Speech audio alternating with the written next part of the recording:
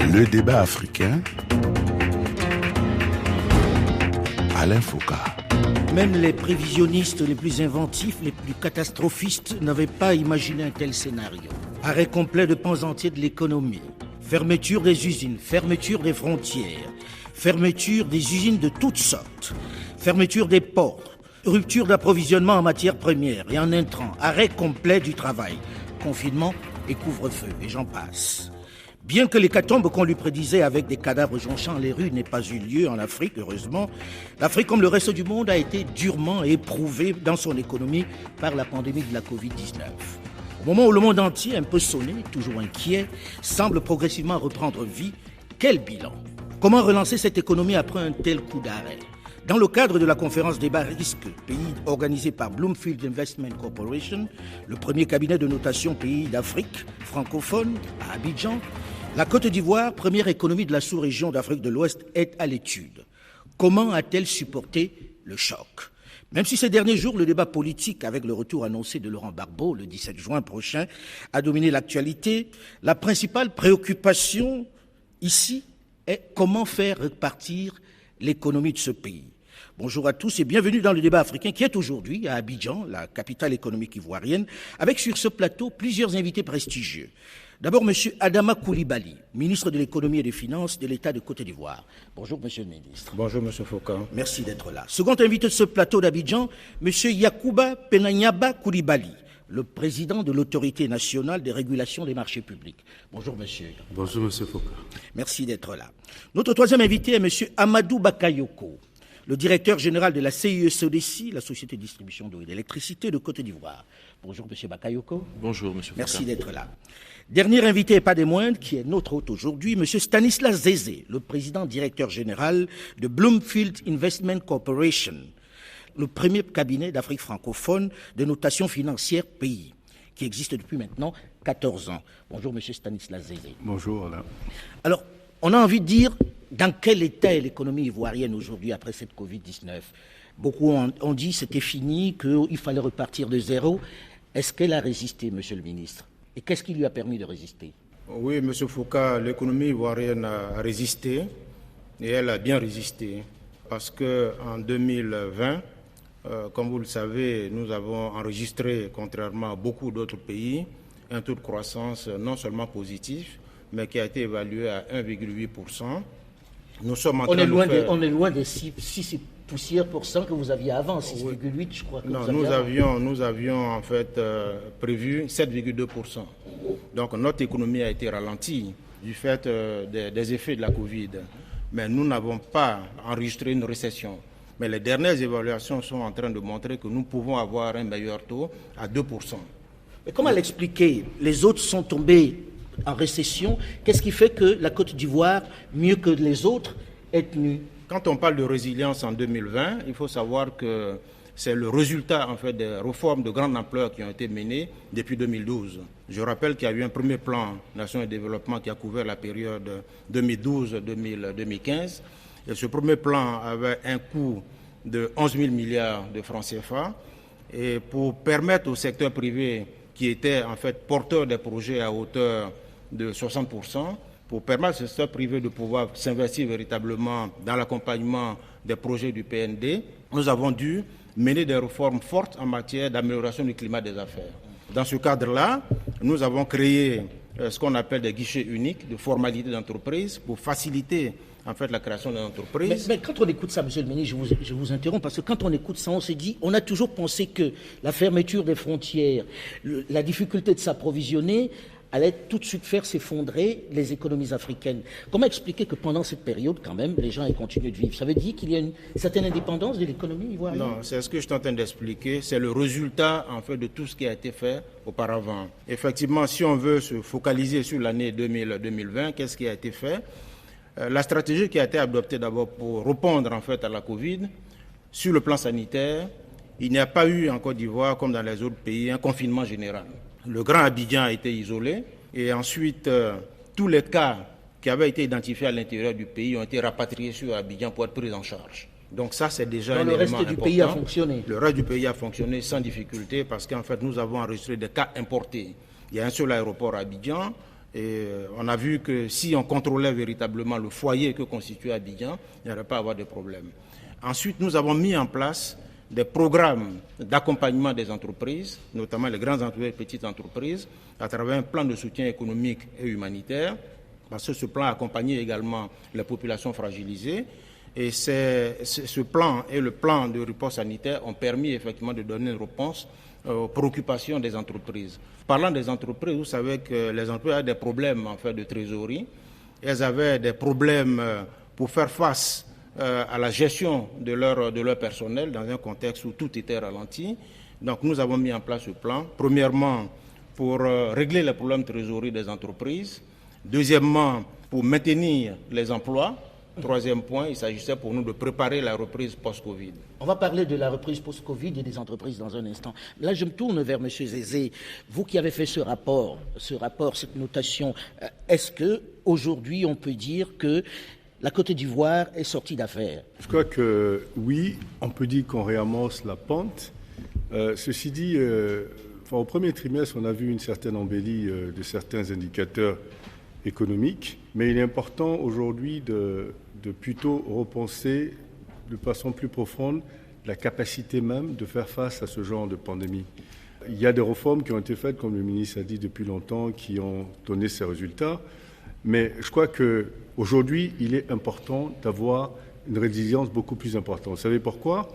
Parce que l'économie mondiale a été fermée pendant une certaine période. Personne ne dit qu'à la prochaine pandémie, l'économie du monde ne sera pas fermée pendant 6 mois, 1 an, 2 ans.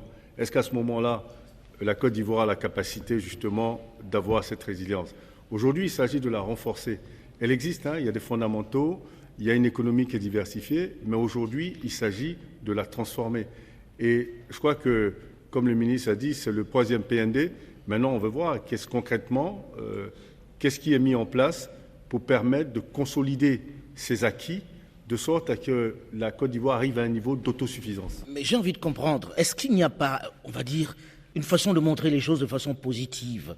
Quand on entend ça, on se dit, bon, on a traversé cette période de façon très très brillante finalement. Vous qui avez fait l'étude, est-ce vrai? Je crois que dire que la Côte d'Ivoire a traversé de façon brillante, à mon avis, c'est négliger l'impact réel de cette pandémie.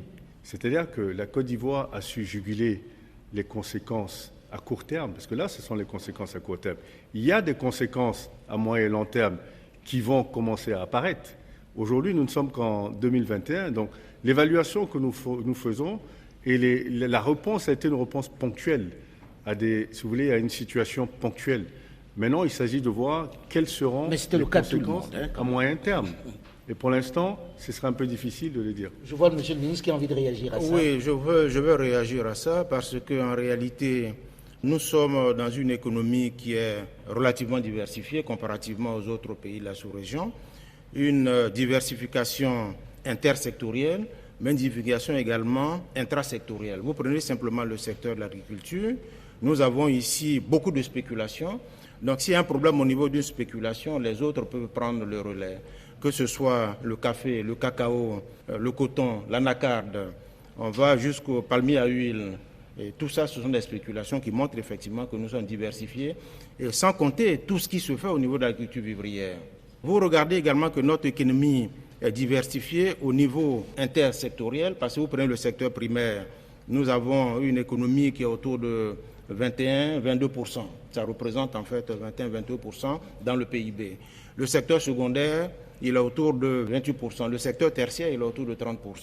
Et nous constatons qu'il y a une transformation structurelle de notre économie, parce que notre souci, c'est de faire en sorte qu'il y ait une industrialisation très forte. Et c'est d'ailleurs une des recommandations du rapport qui dit qu'il faut aller vers une transformation industrielle. Et je rappelle que dans le PND 21-25, le premier axe, c'est vraiment la transformation structurelle de l'économie à travers l'industrialisation. Parce qu'il n'est pas acceptable que nous continuions d'exporter le cacao brut à l'extérieur si nous pouvons développer des capacités de transformation au niveau du pays. Mais on dit ça depuis tellement créer de longtemps, la il ne se valeur passe ajoutée, rien. créer des emplois.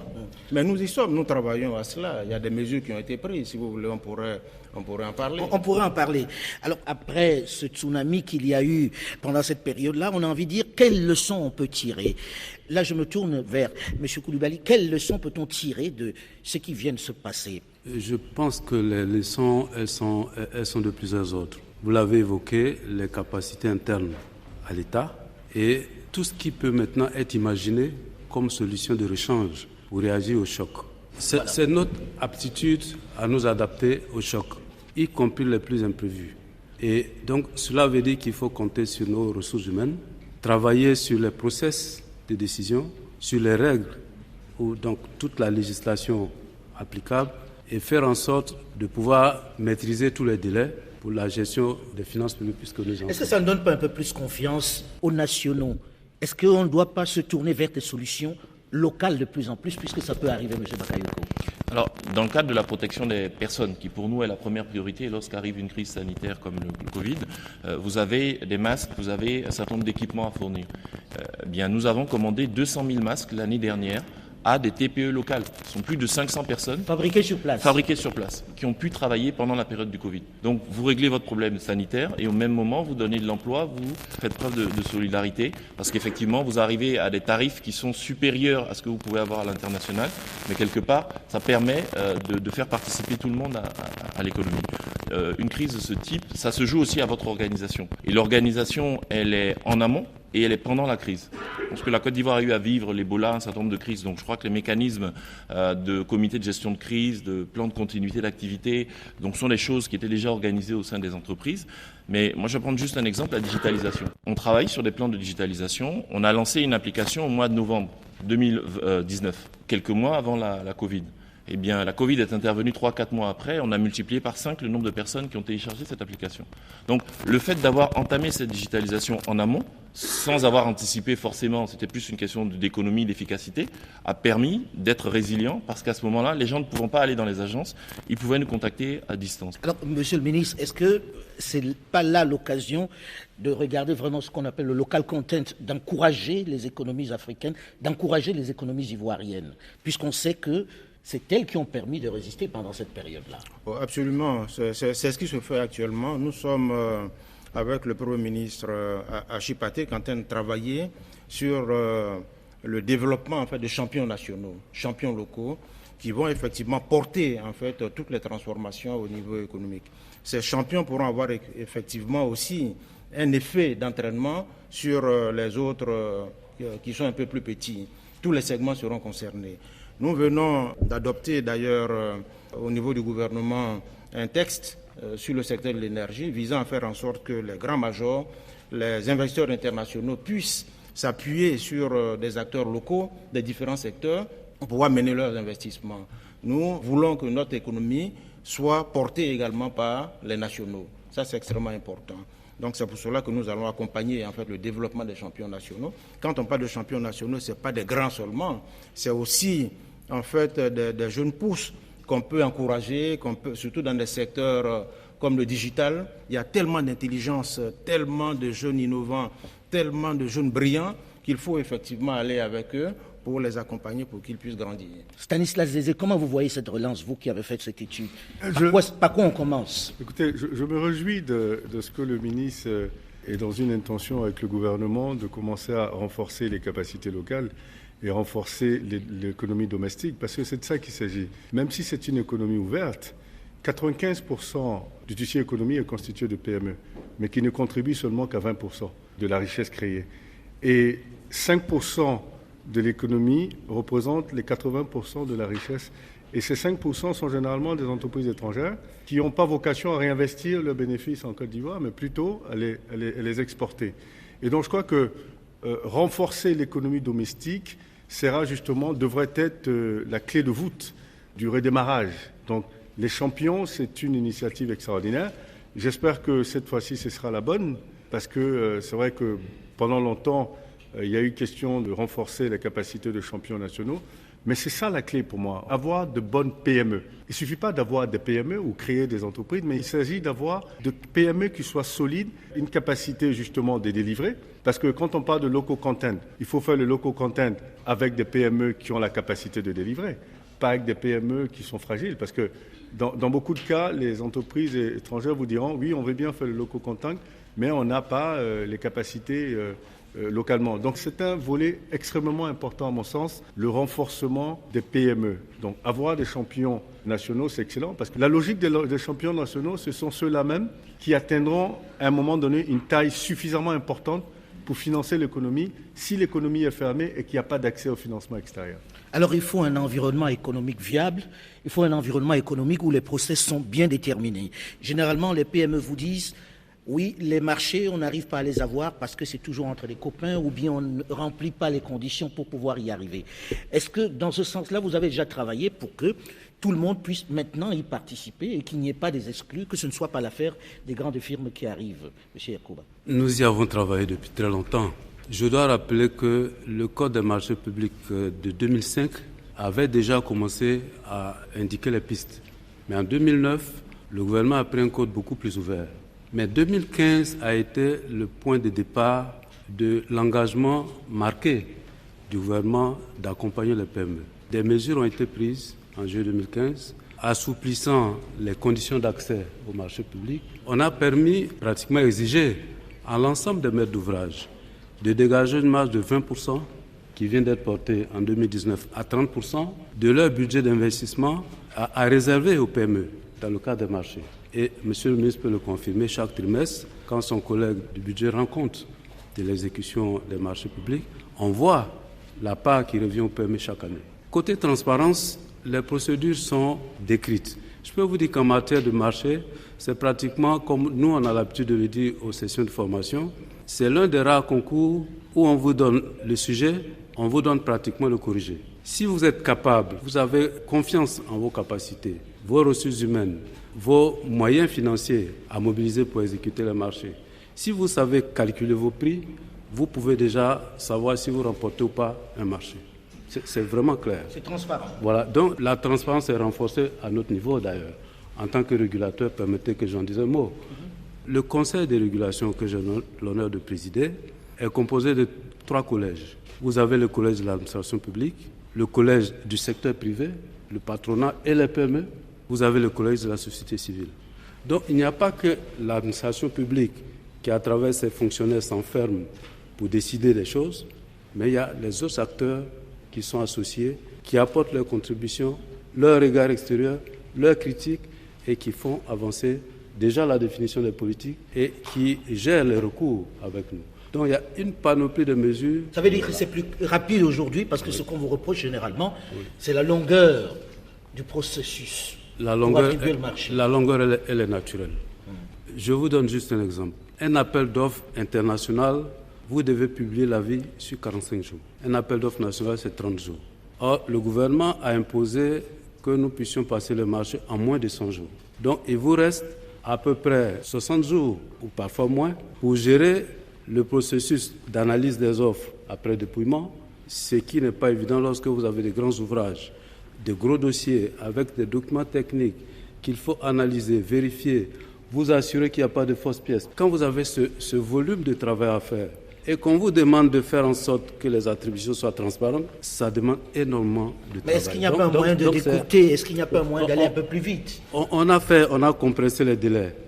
Je rappelle qu'en 2015, le gouvernement nous avait demandé de traiter toute la procédure en 88 jours. Nous l'avons testé et on s'est rendu compte que ce n'était pas tenable. Aujourd'hui, si vous regardez dans le rapport, ça n'a pas été dit, mais nous sommes autour de 104 jours, parfois 97 jours. La performance 2020 a été de 94 jours.